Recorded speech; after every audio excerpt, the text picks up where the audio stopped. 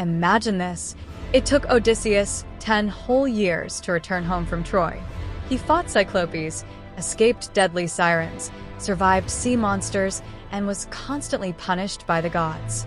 But here's the question nobody seems to ask. If coming back was this difficult, then how on earth did thousands of Greek soldiers, over 1,000 ships, horses, weapons, and supplies reach Troy in the first place?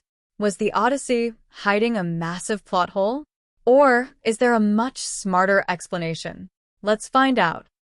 Unlike Odysseus' lonely journey home, the expedition to Troy was one of the largest military operations in Greek mythology. After Prince Paris took Helen from Sparta, King Agamemnon united nearly every major Greek kingdom under one banner. According to Homer, more than 1,000 ships gathered at Aulis before setting sail.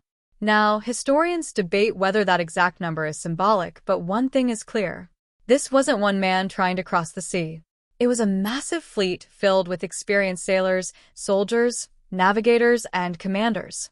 Everything was planned months, perhaps even years, in advance. Another huge difference? The Greeks weren't exploring unknown waters. They already knew exactly where Troy was. The city sat near the entrance to the Dardanelles, in modern-day Turkey. Long before the Trojan War, Greek merchants regularly sailed across the Aegean Sea for trade. The route was familiar. There were islands everywhere to stop for supplies, fresh water, repairs, and shelter. Unlike crossing the Atlantic Ocean, ancient sailors rarely ventured far from land. They simply hopped from island to island. So reaching Troy wasn't nearly as impossible as many people imagine. Now here's where everything changed. After the war ended, Odysseus didn't simply retrace the same route home. Instead, disaster struck almost immediately. His fleet was blown off course by violent storms. Then came the biggest problem of all, Poseidon. After Odysseus blinded the Cyclops Polyphemus, he unknowingly angered the sea god himself. And Poseidon wasn't about to forgive him. Every time Odysseus got close to home, another storm arrived. Another ship was destroyed. Another disaster pushed him farther away. Eventually, all 11 of his ships were lost. Every single companion died. Odysseus continued alone. Imagine the difference.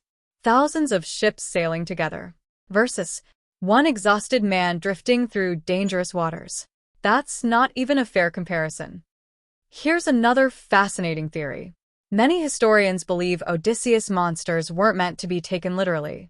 The Cyclops, the Sirens, Scylla, and Charybdis, they may actually symbolize the psychological struggles soldiers face after war. Temptation, Fear, isolation, loss. trauma. Instead of being a travel diary, the Odyssey becomes something much deeper. It's the story of a man trying to find himself again after surviving 10 years of brutal war. That interpretation explains why the journey feels so impossible. Because the greatest battle wasn't against monsters, it was against himself. Interestingly, archaeology suggests that Troy was a real city.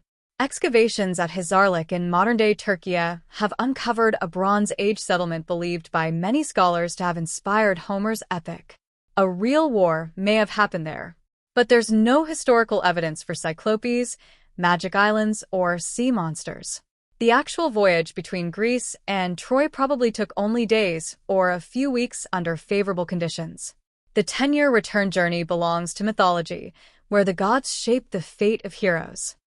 So, was Homer's story actually a plot hole? Not at all.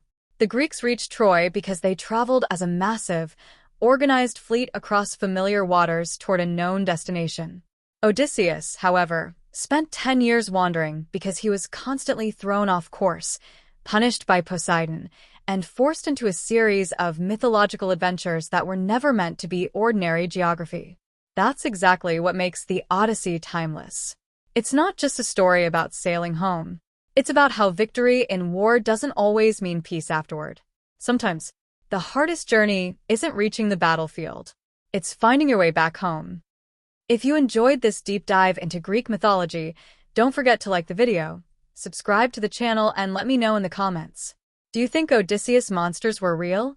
Or were they symbols of the struggles every warrior carries after war? Until next time, keep exploring the stories behind history.